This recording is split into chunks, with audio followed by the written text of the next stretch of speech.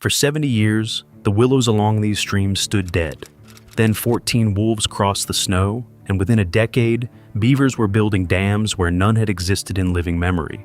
I'm Dr. Raymond Finch. I've spent years documenting what happened next, not because of restoration budgets or engineering crews, because of 14 animals. This is what the wolves actually changed. The Lamar Valley in January 1995 was a stripped place. The willows along the river had been gnawed to stubs. The stream banks were crumbling. The elk had eaten everything they could reach for 70 years straight. Federal managers had been trying to fix this since the 1930s. Coordinated culls, aerial surveys, millions of dollars in elk population management. The elk herd on Yellowstone's northern range peaked at roughly 19,000 animals in 1994. Every willow shoot that emerged was gone by morning. The U.S. government spent decades managing those elk. The willows did not recover, not by a single measurable meter. Then, on January 12, 1995, wildlife managers opened the transport crates in the Lamar Valley. 14 wolves stepped into the snow. Wolves had been absent from Yellowstone since 1926. That is nearly 7 decades without a single apex predator on that landscape. No fear, no reason for an elk to move, no reason for a willow to ever grow taller than an elk's mouth.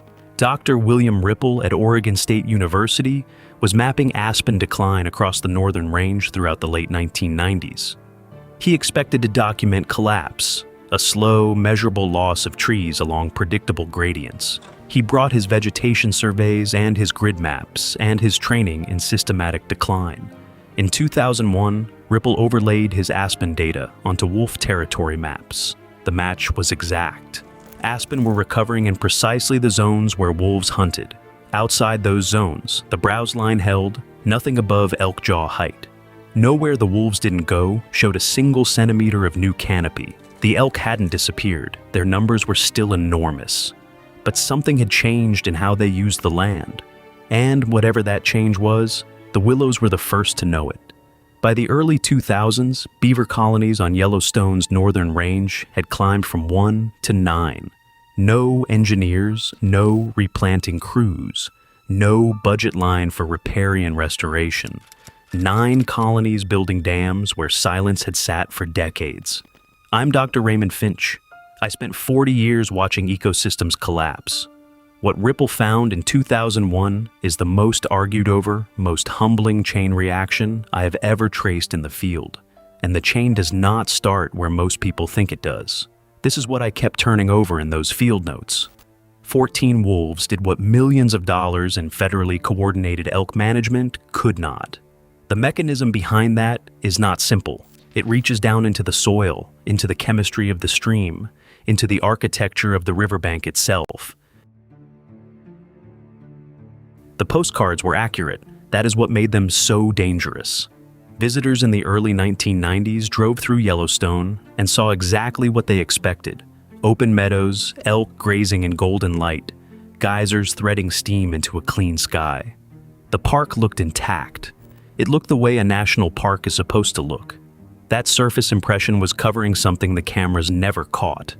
A stream system slowly dismantling itself from the banks inward. Dr. William Ripple at Oregon State University began laying out vegetation transects in 1997. What his data showed was that willow and aspen canopy cover along stream corridors had collapsed by more than 90% from early 20th century baselines. The postcard and the survey sheet were describing 2 entirely different places. The numbers came in location by location. Each one told the same story, and each one was worse than the one before it. Along Soda Butte Creek, aspen recruitment had effectively stopped. Not a single tree under 25 years old survived in the survey plots, and the stream banks had begun to slump without root systems holding them.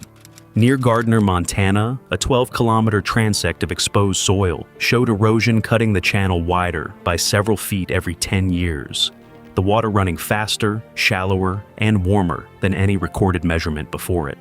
In the Lamar Valley, the beaver population had collapsed to 1 colony by the mid-1990s. 1 colony where historical accounts from the early 20th century describe dozens active across the valley floor.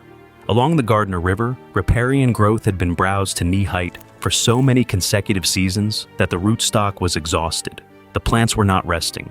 They were dying. One beaver colony, across an entire river system.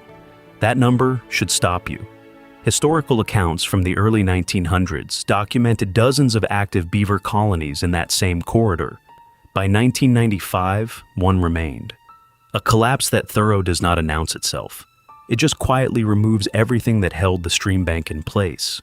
Ripple brought these figures to a Society for Conservation Biology meeting in 1999. He expected the room to push for replanting programs, funded interventions, crews, coordinated effort. The conversation he expected never happened, because something was already visible in his data that no planting crew had touched. Vegetation recovery was appearing in specific stream corridors, and it was accumulating faster than any document restoration effort on record had ever managed to produce. No seed bags, no irrigation, no budget line. The recovery corridors and the hunting corridors were not just similar. When Ripple overlaid the two maps in 2001, they were the same corridors. Outside those zones, the browse line held flat. Nothing above elk jaw height, not a centimeter of new canopy establishing itself anywhere. The mechanism behind that overlap was not yet in the data. It was the question the data kept asking. What Ripple could measure was the where and the when. What the valley was not yet giving up was the how. The precise chain of cause running from a predator on a ridge down into the chemistry of a stream bed. That chain runs deeper than most people expect, and it runs straight through the beaver. For more than 20 years, before January 1995, agencies with real authority and real budgets worked this problem. Helicopters hazing elk across the northern range, fertility control trials, regulated hunts outside the boundary lines, federal and state money flowing in, season after season. The elk numbers held steady, and in some years climbed. The willows kept getting stripped to knee height. Not one new beaver colony established itself anywhere on the northern range across those 65 years. Not one. In the 1980s, riparian restoration contractors moved into comparable degraded systems in Wyoming and Montana. Crews pressing willow stakes into riverbanks by hand, bolting erosion structures into gravel beds. The going rate was roughly $300 per linear foot of stream bank. Those plantings needed annual maintenance, and without wire exclosures, most of them did not survive a second browse season. The Wyoming Farm Bureau Federation filed legal challenges against the reintroduction in 1994. Their argument was not invented. A recovered predator moving across 3 states would reach working ranches, and it did. Specific families would absorb real losses in the years ahead. That part of the accounting was never clean. Then, guided by nothing but hunger, 14 wolves crossed into the Lamar Valley. No salary, no management plan, no budget line. Just 14 animals, and the instinct baked into them across 10,000 years of hunting open ground. Within 3 years, elk behavior along riparian zones had shifted in ways the hazing helicopters never managed to produce. The animals were moving faster through open ground near water. They were spending less time grazing the exposed banks. Willows, for the first time in decades, were pushing stems above browse height. Dr. William Ripple at Oregon State University was running field plots across the northern range when a number came back from his measurements that stopped him mid-calculation. Willow stem density inside wolf-hunted zones was recovering at a rate that no funded restoration project in the region had ever documented. The contractors with their $300 per foot budgets had not produced this. 14 wolves had. This is the part that made me stop and reread the field notes. Ripple's plots in wolf territory showed willow canopy recovering toward heights not recorded since the 1920s. Across 65 years of funded human management, the beaver count on the northern range had not moved from that single remaining colony. The mechanism the agencies could not buy was fear, and fear cost nothing to reintroduce. The ecological arithmetic was becoming hard to dispute on either side of the legal fight. But the willow recovery was only the surface of what was changing. Below the roots, something was happening to the streambed chemistry that Ripple's vegetation transects were not designed to measure. And the agencies that had spent 20 years on this problem had not thought to look there. A valley that spent 65 years resisting every dollar thrown at it was rebuilding itself from the soil up, and the species doing the engineering next had not yet shown its face in the count. Walk the bank of Soda Butte Creek in January 1996, and you would not see a wolf. You would see elk tracks stopping at the tree line, 800-pound animals suddenly unwilling to hold ground they had occupied, without hesitation for 7 decades. That reluctance is the ecology of fear, not a metaphor, not a theory. It is a measurable shift in where a large ungulate places its body for 6 hours every single day. The wolf does not need to be standing there. The possibility is enough. Possibility does more ecological work than presence. Stems that had been cropped to the root for 70 years began growing vertically within 2 growing seasons of the reintroduction. Taller stems meant deeper roots pressing into the stream bank. Deeper roots meant the bank no longer slumped when spring runoff hit it hard. A stable bank holds sediment, held sediment slows the current. A slower current runs cooler, and cooler water holds measurably more dissolved oxygen. Aquatic invertebrates, the insects and larvae at the base of the stream food web, responded within seasons. As channel complexity increased and water temperature dropped, diversity in monitored reaches climbed in ways that nobody had projected in the original reintroduction plan. Then, by the turn of the century, the engineers arrived. The northern range beaver count had grown from 1 colony to 9.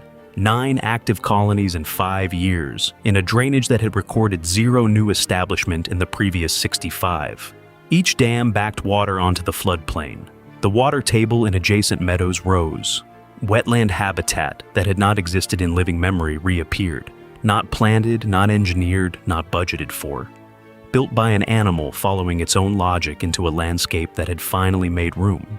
Dr. William Ripple returned to his original Oregon State University survey plots in 2004.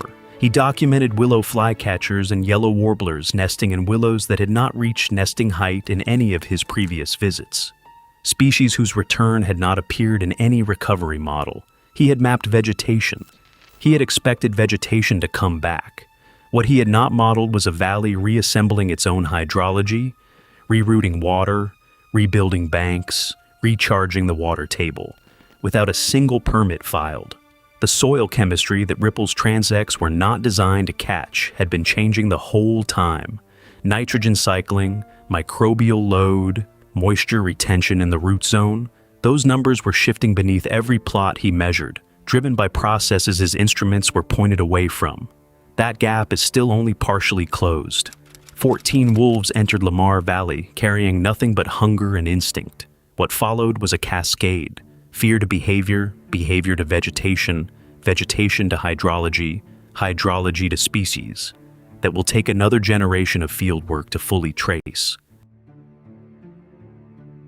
The models had been careful. Biologists ran the projections multiple times, adjusting for territory, prey density, pack dynamics, and they landed on a ceiling of roughly 100 wolves within a decade.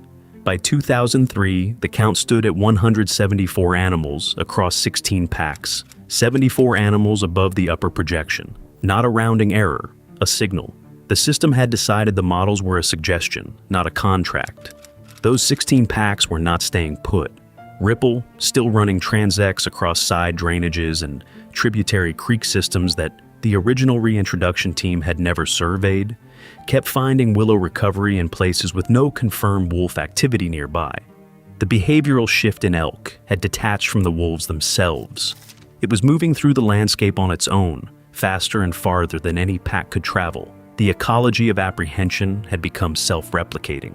Then the boundary dissolved entirely. Individual wolves were dispersing from Yellowstone, animals documented in Oregon, in Colorado, and eventually in California, recolonizing territory that wildlife managers had written off as permanently unviable for a generation. On the park's northern edge, in Gardner Basin, and along the Madison Valley, the plan met something it had not fully modeled. Working ranches confirmed wolf kills on cattle, and sheep were documented, financially devastating for families operating on margins that left no room for absorbed losses. Defenders of Wildlife administered a compensation fund, but it covered confirmed kills only. Stress-driven weight loss in livestock that couldn't be tied directly to a wolf attack. That cost stayed with the rancher, undocumented and uncompensated. And then the beaver dams began flooding ranch roads. Not inside the park, outside it. Along park-adjacent streams, the impounded water had nowhere else to go. The recovery had crossed every line drawn on every map. Nobody had surveyed for that. 14 animals, carrying nothing, obeying no document, had set loose a process that outran every institution built to manage it. The land was not returning to the model. It was returning to something far older and far less negotiable. Dr. William Ripple walked back into the Lamar Valley in 2012. He was not expecting what he found. He was expecting to measure loss, to close a ledger on a study that had already told its story. The willow stand he had photographed in 1997, the corridor where nothing had grown above knee height, now reached above his head. The Oregon State University vegetation researcher stood inside a canopy he had not planned to document, because he had not believed it was possible. That is not a detail. That is the whole argument, made physical, made measurable, made impossible to dismiss. He had the 1997 photographs in his pack. He held them up in the same corridor. The browse line that had held for decades had simply ceased to exist. He had returned to document decline. He documented a canopy instead. By the early 2000s, beaver colonies on Yellowstone's northern range had climbed from 1 to 9. Each dam restructured a section of stream bed. Each restructured stream bed cooled the water, slowed the current, and gave the next willow stand a stable platform to root into. And here, in the precise data Ripple carried out of that valley, the mechanism holds without mythology. Remove an apex predator, and browsing pressure on streamside plants climbs unchecked until the canopy collapses. Restore the predator, and the pressure shifts. The plants do not know they have been saved. They simply grow because the pressure is gone. The stream temperature along Soda Butte Creek dropped measurably as willow shade increased. A physical consequence logged in field data, not inferred. Cold water holds more oxygen. More oxygen supports the invertebrates. The invertebrates feed the birds. Ripple had mapped vegetation. The creek had rewritten the rest of the ledger on its own. That is the only law that ever applied here. When you remove the pressure and return the missing part, a living system does not wait for a permit. It returns to its equilibrium because that is what living systems have always done. Not as a gesture, but as physics. Drop your region and one species you have personally watched disappear from your landscape in your lifetime. A bird that no longer arrives in spring, a fish that no longer runs the creek at the bottom of your property, a sound that went quiet somewhere between your childhood and now. And yes or no in the comments. Have you ever seen something come back that you were certain was gone for good? Because if the answer is yes, I want to hear that story. Share this with someone who still believes the damage is permanent, because the evidence says otherwise. I'm Dr. Raymond Finch. I'll see you in the field. Next, a single pack established in Washington's Metho Valley produced documented elk behavioral shifts within 18 months. Changes that land managers measured in stream temperature and willow canopy before they had officially acknowledged the pack's existence. The U.S. Forest Service, as late as 2015, maintained management plans that did not formally account for confirmed sightings, leaving ranchers, hunters, and conservationists reading different maps of the same ground.